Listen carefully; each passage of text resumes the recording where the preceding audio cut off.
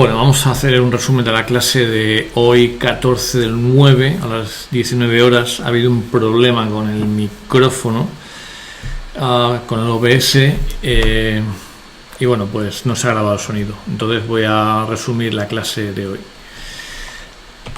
Hemos empezado con la lógica de proposiciones y con una breve lista de razones por la que la lógica es relevante en computación. Entonces, esta ha sido la lista que hemos discutido durante unos minutos. En primer lugar, bueno, como he hecho en clase, no voy a empezar por el primer punto, voy a empezar por el segundo. Primero, distinguir qué razonamientos son válidos y cuáles son inválidos. Este es un problema muy importante, no solamente en computación, sino en general como fuente de conocimiento, ¿no? Como método científico. Luego veremos qué tipo de razonamientos estamos tratando aquí, ¿no? También proporcionar un significado preciso a las oraciones. Esto significa que la lógica trata cierto tipo de oraciones, no todos. El razonamiento se hace básicamente con oraciones de tipo informativo, de tipo declarativo. Entonces, por ejemplo, pues una poesía o un texto literario, digamos que no tiene razonamiento en el sentido en que lo usamos aquí en la lógica. Una cosa también importante es determinar cuándo un razonamiento es correcto y cuándo no. Esto, aquí hay una mezcla de conceptos entre qué es razonamiento válido, inválido y cuándo el razonamiento es correcto. Más adelante veremos que un razonamiento está compuesto de tres módulos, digamos, las premisas, que tienen que ser ciertas, una estructura deductiva correcta, que es lo que aquí se llama razonamiento correcto, y por fin una conclusión, ¿no? Luego, en un plano más abstracto, obtener información y conocimiento a partir de hechos existentes. La lógica te da una base para el sentido crítico que es realmente potente, ¿no? Ya en plano un poco más aplicado, pues el diseño de circuitos de ordenador, la asignatura de arquitectura de computadores, vais a ver este tipo de cosas y va a haber una conexión entre la asignatura de arquitectura de computadores y la de lógica. En la construcción de programas de ordenador, los módulos de lógica aparecen constantemente. No hay programa que no tenga unos condicionales, una distinción de casos, etcétera. Y cuanto más complejo es el programa, más lógica está metida en su núcleo, ¿no? Y también la verificación de la corrección de programas y circuitos. Esto se hace por métodos lógicos. Hoy no ha dado tiempo, a causa de los problemas técnicos que parece que me persiguen, no ha dado tiempo a ver todo esto en detalle. Voy a hacer un vídeo en el que va a aparecer todo esto muy detallado. Empezamos entonces con el núcleo de la clase. Bueno, antes de pasar a eso, digamos que el problema central de la lógica es estudiar qué razonamientos son lógicamente válidos. Ese es el resumen de lo anterior, que me lo estaba saltando. Bien, empezamos con una definición muy sencilla, que es enunciado. Enunciado es toda frase declarativa o informativa que tiene un significado completo y para la cual se puede determinar si es verdadera o falsa. Entonces aquí tenemos dos cosas. Por una parte, que la oración tiene que proporcionar hechos, ¿de acuerdo? Y no me valen deseos, exclamaciones, órdenes. Esos no son frases declarativas. Tienen que tener un significado completo, ¿de acuerdo? Eso veremos más adelante qué significa. Y además tengo que ser capaz de determinar si la frase es verdadera o falsa. Eso, aunque parezca una tontería, no siempre ocurre. Por ejemplo, aquí tenemos tres frases que dicen: ¿es esta frase falsa? Bueno, pues es una típica frase en que no sé si es falsa o no. Porque si esa frase es falsa, entonces resulta ser verdadera porque es falsa. Pero si es falsa, entonces la frase es verdadera. Y entonces pues estamos entre ese verdadero o falso, y no hay nada que podamos determinar. Es contradictorio en el fondo, ¿no? Entonces esta es una frase, pues eso, que no se puede determinar si es verdadera o falsa y por tanto no es un enunciado. ¿Por qué estoy aquí? Bueno, porque estoy aquí es una pregunta, no es una oración, una frase informativa o declarativa. Y ojalá lo supiera, pues es la expresión de un deseo, tampoco es una frase informativa. Entonces aquí la solución, apelando un poco a lo que habéis visto en lengua, en el bachillerato y la secundaria, pues las oraciones pueden ser de tipo dubitativo, cuando expresan dudas, exclamativas, cuando expresan emociones, interrogativas, desiderativas, cuando expresan deseo, exhortativas, órdenes, declarativas, cuando expresan hechos. Y solamente nos interesan estas últimas. Bien, entonces ahora vamos a pasar a un proceso de formalización, porque la lógica mira los enunciados declarativos completos, es decir, de los que se puede decir si es verdadero o falso, que son los que se usan en el razonamiento y se centra únicamente en ellos. Y a partir de ahí dice, bueno, en realidad muchos enunciados tienen la misma estructura gramatical y desde el punto de vista del razonamiento solamente me interesa esa estructura y su valor de verdad. Entonces vamos, y esto es una idea bastante avanzada, vamos a coger el lenguaje natural y vamos a reducirlo a conjuntos de fórmulas. Esto es lo que se llama formalización. Insisto, solamente se va a hacer en textos altamente argumentativos donde solamente hay razonamientos.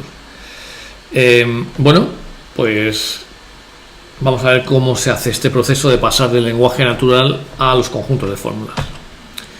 Primero vamos a empezar con una definición que la clase ha dado mucho juego, que dice lo siguiente: los enunciados se clasifican en simples o atómicos y compuestos o moleculares. ¿Vale? Definición de enunciado simple, pues otros que no contienen otros enunciados, perdón, los enunciados simples son los que no contienen otros enunciados dentro de ellos. Y los que no son simples, pues son compuestos.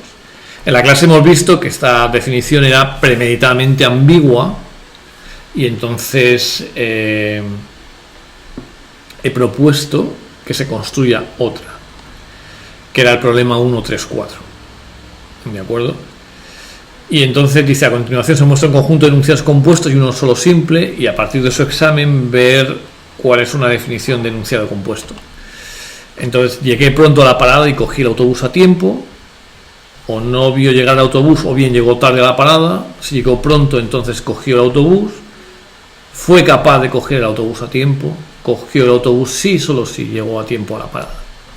Entonces ha habido una discusión muy bonita, que me da mucha rabia que se haya perdido a causa del sonido, en que, bueno, pues muchos de vosotros os habéis dado cuenta de que un enunciado compuesto tiene que tener un verbo principal. Ese verbo puede ser un sujeto elíptico, lo que tú quieras, pero ese verbo tiene que estar ahí. En el caso de la primera frase es llegar y coger, ¿no? Hay un enunciado compuesto formado por dos enunciados simples. Y además os habéis dado cuenta que los enunciados simples tienen una serie de palabras que los conectan entre sí.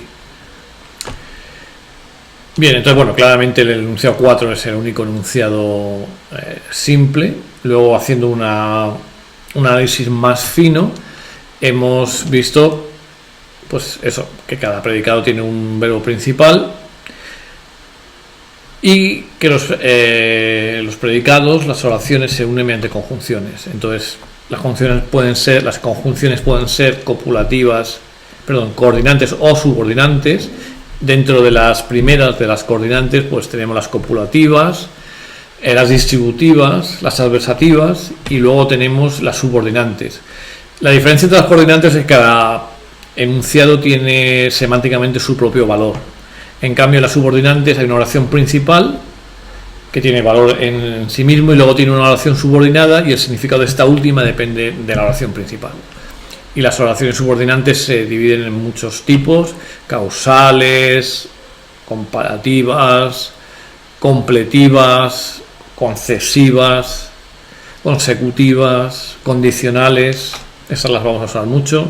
Seguimos con la clasificación: finales, hilativas, temporales. Entonces nosotros básicamente vamos a usar las causales, las consecutivas, las condicionales y las ilativas. Bien, esto ha sido el primer paso de analizar el lenguaje natural y ver qué estructuras nos interesan. Ahora vamos a pasar todo esto a fórmulas. Entonces, cada enunciado atómico se va a representar por una variable proposicional, normalmente letras minúsculas de la última parte del alfabeto, y luego vamos a usar unos conectivos que van a ser formalizaciones de conectivos, de nexos, ¿no? de conjunciones. Entonces, vamos a añadir una cosa más, que es la negación. La negación es importante en la lógica porque cambia el sentido de la verdad, y entonces vamos a asignar un símbolo a las negaciones, que va a ser este que aparece aquí.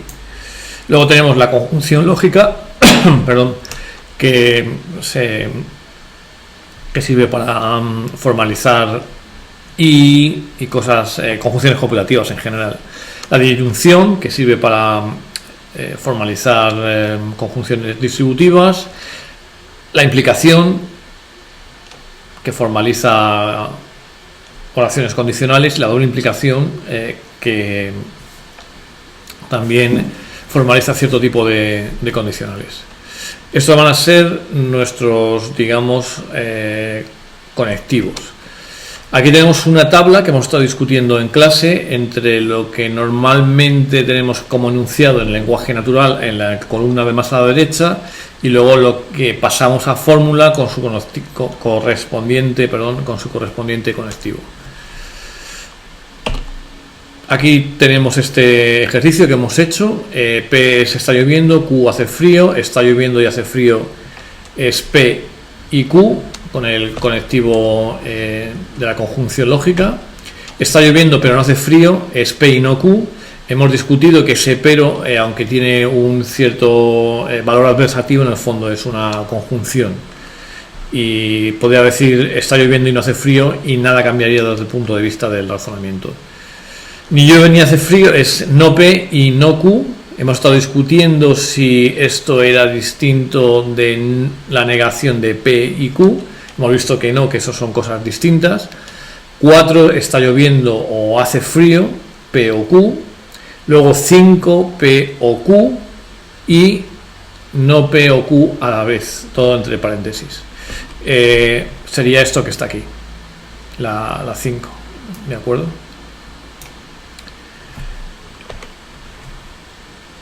Está lloviendo, que también hace frío, es de nuevo P y Q. Si está lloviendo, no hace frío, P implica no Q. Y el resto, bueno, pues os los he dejado para vosotros porque ya eran más o menos directos.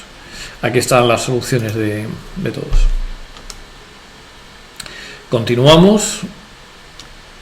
Los conectivos ahora vamos a mirarlos un poco más en detalle. Los conectivos los vamos a clasificar en los unarios, que solamente es la negación, afectan a una única variable, y en cambio los conectivos binarios afectan siempre a dos variables proposicionales. En el lenguaje natural unirían, bien como oración coordinante u oración subordinante, dos oraciones a su vez. Entonces, una sintaxis en lógica está formada por un alfabeto por un lado, ¿de acuerdo?, que van a ser nuestras, ahora definiremos lo que es el alfabeto, pero va a estar formado por constantes, variables, símbolos auxiliares, conectivos, y luego una regla de formación, porque no cualquier combinación de símbolos va a dar lugar a una fórmula proposicional correcta. Vamos a ver esto.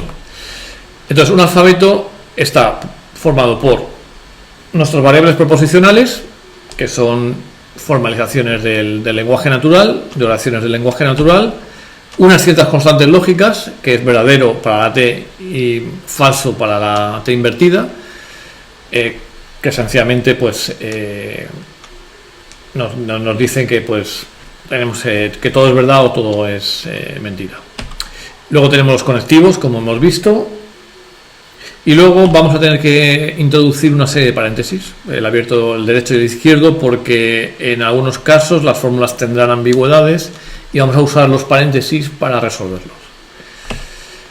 Bien, entonces todo lo anterior se llama el alfabeto y se designa por A sub sigma.